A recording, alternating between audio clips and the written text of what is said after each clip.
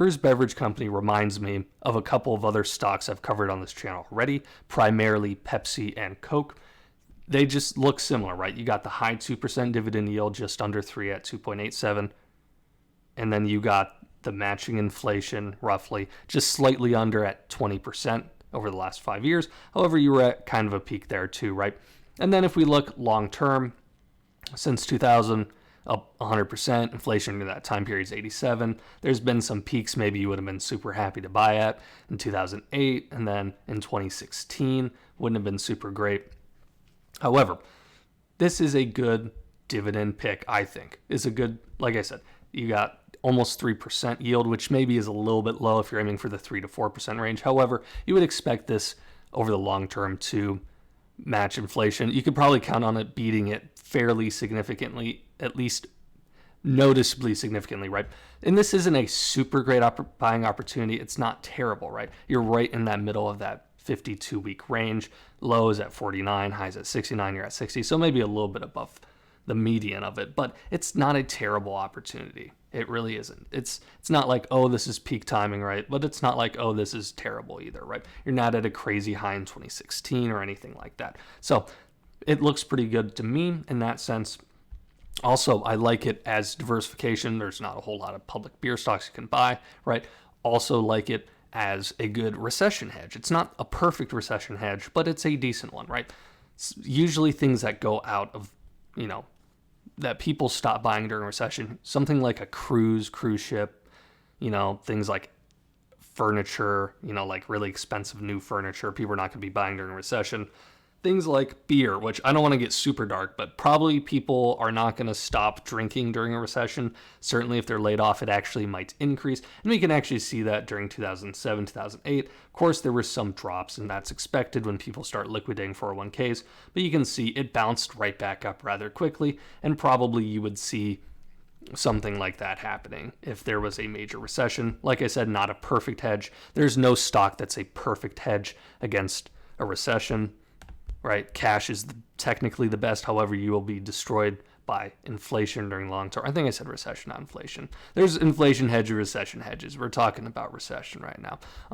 We can look a little bit historically at the dividend and how it is increased. It looks a little bit sporadic, right? Lower in the 2020 and 2021, right? So, but it looks like it's still pretty much a staple of the stock. Maybe it doesn't look like it's trending towards higher and higher yields. So you can probably expect the 2.5 to 3% yields going forward. Maybe historically it's been a bit higher. There's no clear trend with that. If we look at PE, right, Ford PE 10, so this is a value stock, but generally at least me personally, when I look at value stock, I'm still looking at a stock where primarily I'm going to get my value from the share price, right? That's where PE is important. To me, this is not that you could never do it in that sense, right? But to me, this is better as a dividend-centric stock, right? It just is. And for me, I don't look at PE all too much when it comes to dividend-centric stocks. Not that it's not important at all. It is important to factor in.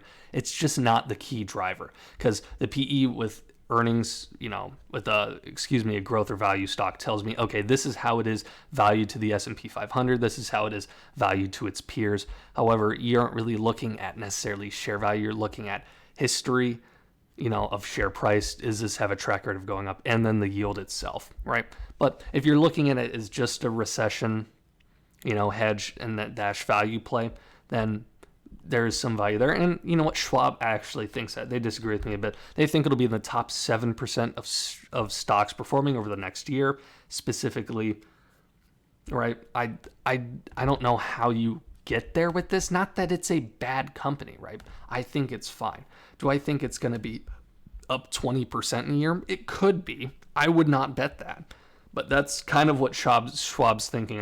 I don't want to put words in their mouth. They're not saying, oh, top 7 automatically means 20%. But you would expect probably that's what that means, somewhere in that range. The average stock, even though C rating sounds terrible, the average stock, goes up 5, 6, 7, 8% every year, right? Maybe a little bit higher because S&P 500 is about 10. But then again, it's probably carried by the highest performers. Whatever. We don't need to get too much into nitty gritty, but point is Schwab likes it, and they like it in the short term as a play there. So economic moat, none.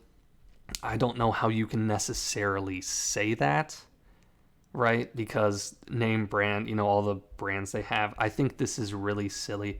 I would definitely have it narrow, and I'd probably have it more of 5 or a 6, right? I hate the scaling of like 0 through 10, but I'd have it somewhere around here. So I have no idea where they're getting that from, but usually I agree with them at least somewhat. So moderate ESG score, weighted issue score, other ESG stuff there. We can look a little bit historically where the PE is, right? Yeah, it's right in the range of historical forward PE. PE, it's a little bit cheaper, but you're assuming there was just some unprofitability there, right? You're hovering somewhere in that 9 to 12.5 range over the last year and a half. So we're kind of right in the middle of that. Not super cheap, not super expensive, decent entry point for a long-term play, right? Mixed on analysts. So if Schwab's up here, still the majority of analysts say hold. It's actually pretty much in the middle. There's some 1 or 2 dudes saying sell, 2 or 3 saying underperform, and then there's like 3 or 4 guys saying strong buy. The others are saying hold, right? And I agree with that. I think this is a hold dash buy if this is what you are looking for, right? Is this like, gonna absolutely jump up? Probably not. But it's a good play, and it may fit in your portfolio if this is what you're looking for. You're looking for a dividend stock with, it's the bottom really probably isn't going to fall out in this thing unless they really have terrible management. So, but anyways, I think I've covered what I wanted to in this video. If you enjoyed, I'd appreciate if you left a like. I do daily stock content on this channel, everything from, this company to Apple to I cover everything. So anyways, I appreciate all of you for watching, and I'll catch you next time.